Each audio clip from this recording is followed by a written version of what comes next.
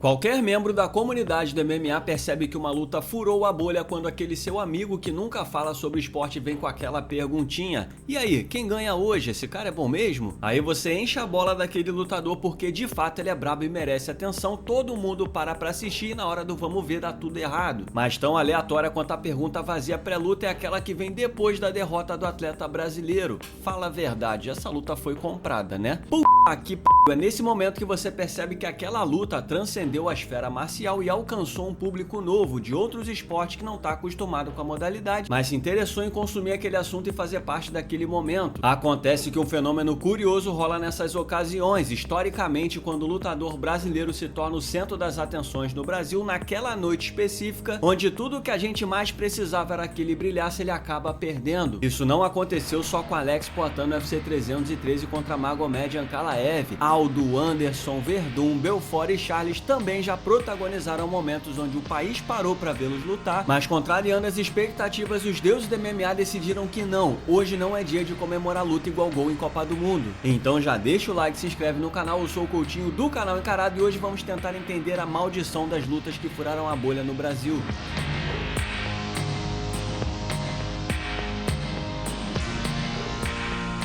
Em primeiro lugar, para você entender melhor o assunto desse vídeo, a gente precisa definir o que é o tal fenômeno do furar a bolha. O que o canal Encarado, Sexto Round, Laerte Viana na área tem em comum, definitivamente não é a carga horária de trabalho, é o fato de que falamos para um público que consome o conteúdo marcial, lidamos com um nicho, e como todo nicho existe um teto. Outros canais da velha e da nova geração também fazem esse trabalho de informar e entreter a nossa bolha, mas ainda é um meio limitado no que diz respeito à quantidade de oferta. A relação oferta e demanda é proporcional. No Brasil, quando se trata de esportes, nada é maior do que o futebol. É a modalidade com mais interesse público, então existem mais jornalistas falando sobre isso, mais programas, mais influenciadores gerando conteúdo e por aí vai. Por isso é muito mais fácil o fã de luta saber quem é Haaland, Bellingham e Vinícius Júnior do que o fã de futebol saber quem é Sean O'Malley, Israel Adesanya e Alex Poatan. Quanto mais conteúdo é produzido sobre aquele assunto, maior a chance de você ser atingido por aquilo mesmo que sem querer. Por aqui nós chamamos o cara que se enquadra na nossa bolha marcial de fã hardcore ou fã old school, e é fácil reconhecê-lo. Esse cidadão normalmente tem a assinatura do UFC Fight Pass, sabe dizer todos os atuais campeões de cada categoria, sabe identificar nomes do passado que lutaram quando nem conheciam a modalidade pelo puro interesse de conhecer a história da MMA, consome diariamente conteúdos em diversas plataformas, lê notícias aleatórias sobre o mundo das lutas e naturalmente sabe que nesse sábado, por exemplo, vai rolar um Fight Night sem vergonha no UFC Apex com Marvin Vettori e Roman Dolidze na luta principal. Quem é de fora da bolha não consegue cumprir nem dois requisitos dessa lista, mas existem ocasiões e lutadores que conseguem alcançar essa galera de fora e fazer de alguma forma com que eles notem o esporte MMA e separem alguma energia do seu dia para essa novidade. Isso normalmente acontece quando uma combinação especial de personagem com ocasião culmina nesse fenômeno. No último fim de semana, muitos de vocês provavelmente receberam mensagens de pessoas que nunca falam de MMA perguntando sobre o UFC 313. E aí, o Poatan vai meter a porrada e esse russo aí, falaram que ele é um cara perigoso e por aí vai. Isso acontece até mesmo quando se trata de apostas. Todo mundo já me viu diversas vezes vestindo a camisa da Stake, patrocinador oficial do UFC e do canal Encarada. Então, quando grandes nomes atuais como Charles do Bronx e Alex Poatan lutam, eu recebo mensagens de pessoas me pedindo dicas de apostas como se eu tivesse alguma bola de cristal. Eu não tenho, mas é natural, é um simples sinal de que aquela luta tá atraindo mais atenções do que o normal e quem não conhece o esporte vai procurar ajuda com quem conhece. Poatan vs Ankalaev foi assim, o brasileiro tem todos os ingredientes necessários para se alcançar o estrelato no esporte. Eu acredito muito naquela frase que diz que o brasileiro não gosta de esporte, ele gosta de ganhar. Se tiver um brasileiro campeão mundial de peteco, o país vai abraçá-lo. Olha só o exemplo do jovem João Fonseca. Muita gente nunca assistiu uma partida de tênis, mas sabe que existe um tenista brasileiro promissor e vai torcer por ele. Ayrton Senna é ídolo de pessoas que não gostam de Fórmula 1. Guga é ídolo, Popó é ídolo. A carência de ídolos no Brasil gera essa dinâmica. Poatan não teve vergonha de abrir o coração e contar sua história de vida pro mundo, passando pela luta cruel contra o alcoolismo que gera identificação com o público comum. Ele chegou ao UFC como o maior rival do então dono do pedaço, Israel Adesanya, que por acaso já tinha batido dois brasileiros em Paulo Borrachinha e Anderson Silva, se tornou campeão dos médios, campeão dos meio pesados, ganhou o mundo sem falar inglês, emplacou um bordão mundial.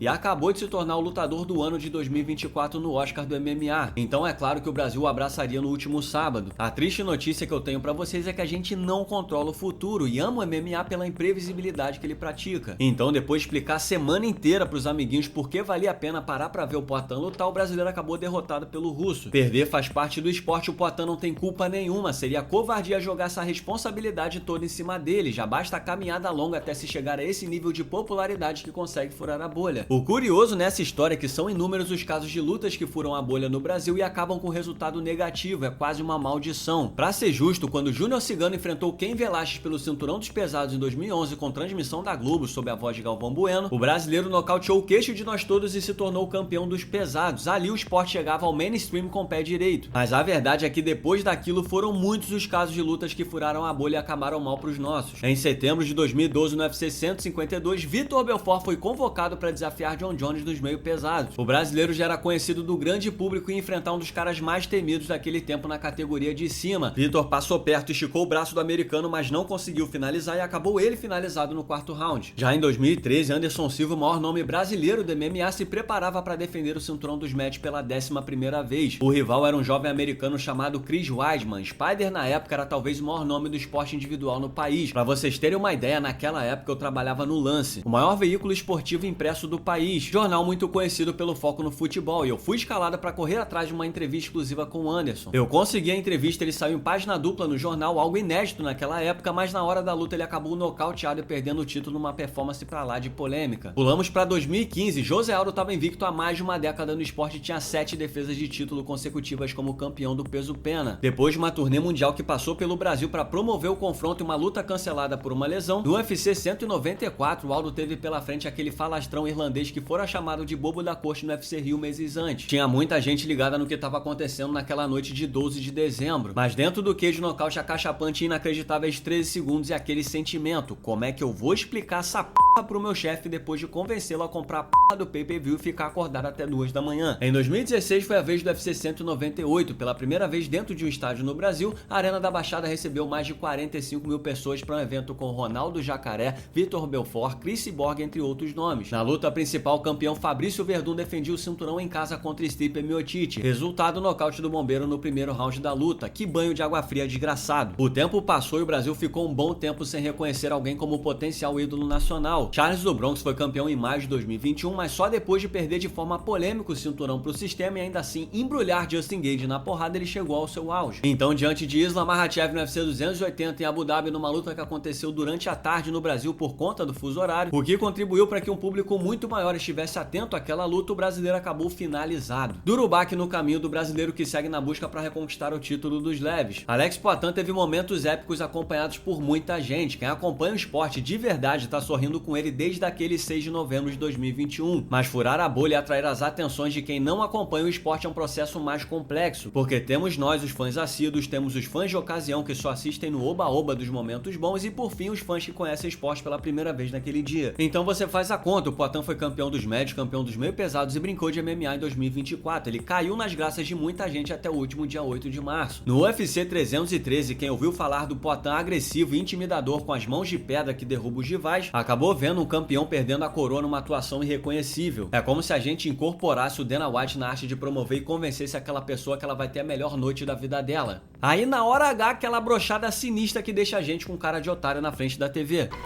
Que fracassado. Pelo amor de Deus, o que acontece é que as coisas dão errado na hora H? Eu não sei, não dá pra explicar. Coisas inexplicáveis acontecem nesse esporte. Talvez a explicação esteja exatamente no desfecho negativo. Talvez um resultado positivo daria um ânimo pra galera e só, a vida que segue. Mas o que torna uma luta ainda mais falada é o apreço do público pela tragédia. Tem gente que gosta de ficar remoendo algo ruim. Uma matéria publicada pela BBC diz que, abre aspas, um estudo realizado com indivíduos de 17 países indica que as pessoas costumam prestar mais atenção em notícias negativas. E ora a hora, eu não acredito. Que surpresa, o Brasil é um dos países em que há evidências mais claras desse comportamento. Quem é que não se lembra da repercussão da derrota de Spider contra Weidman? Você provavelmente da bolha ouviu alguém perguntar se a luta foi comprada. Como esquecer do amasso virtual que o Aldo sofreu depois de McGregor? Não tem jeito, mais uma vez somos obrigados a lidar com esse tipo de comentário. A teoria da conspiração de que a luta foi comprada, engajada pelo cara que tá abaixo do fã médio do combate, nada mais é do que a reação negativa daquele cara que não entende de luta, comprou a ideia de que teria uma boa noite assiste como uma criança mimada saiu esperneando sem gostar do resultado. Talvez seja um loop infinito, porque sempre vai ter alguém novo chegando nesse esporte enquanto tiver um brasileiro no topo. E por mais que seja uma rotina chata, fazer esse trabalho de conscientização é parte do processo de popularização. Não sei, mas fato é que fica a impressão de que na hora da verdade a coisa não decola. Quando uma luta fura a bolha no nível de interesse e o Brasil vence, a bolha cresce. Mas quando a gente perde, a bolha fica estagnada, fica um sentimento de que o esporte poderia atrair mais pessoas, mas a oportunidade foi perdida. E isso machuca, porque é muito difícil um astro do MMA cair nas graças do público fora da bolha. A derrota do Poatan é péssima pro UFC no sentido de que não existem mais tantos nomes com potencial de astro. E eu tô falando de astro de verdade. O Poatan tem presença, tem bordão, tem marca e vende muito ingresso de pay-per-view. Israel Adesanya e Sean O'Malley ainda tem força pra segurar esse carro? Ilia Topuria e Islam Makhachev te convencem? Quando se fala de Brasil, estamos vivendo uma geração promissora com nomes que geram muita expectativa. Mas chegar nesse ponto de relevância é algo raro, não é todo dia que aparece alguém que brilha lá fora, brilha aqui dentro e arrasta a multidão. Talvez você que tá assistindo a esse vídeo tenha sido felizmente vítima de um desses momentos. Você se lembra quando foi que você começou a acompanhar esse esporte e quem eram os lutadores envolvidos? Que fique claro, é óbvio que existem aqueles casos de torcedores que se apegam pelo esporte mesmo se aquela referência perder. Mas é inegável que uma vitória nessas horas converte infinitamente mais. Será apenas uma infeliz coincidência? Será um azar inconveniente ou será que eu tô delirando de tanto trabalhar e falando besteira? Vai saber, essas ocasiões vão continuar sendo importantes pro esporte continuar crescendo no Brasil. Que os deuses do MMA estejam conosco nas próximas batalhas, porque grandes lutas que vão furar a bolha estão a caminho. Essa não foi a primeira e tampouco será a última, nós seguimos fazendo a nossa parte daqui. Menção honrosa. Meu irmão, nosso azar nessas horas é tão grande que eu lembrei que a primeira luta do UFC a ser transmitida em TV aberta no Brasil também deu merda. Depois de participar do reality show A Casa dos Artistas e promover a popularização do MMA, Vitor Belfort negociou com o Silvio Santos e conseguiu que o dono do SBT aceitasse transmitir ao vivo a luta entre ele e Chuck Liddell no UFC 37.5 em 2002. Eu preciso dizer pra vocês o resultado do combate? Pois é, Belfort perdeu na decisão do juiz pro Brasil inteiro ver. Não se esqueça de deixar o like e se inscrever no canal para ajudar o nosso conteúdo a chegar a mais pessoas e até o próximo vídeo.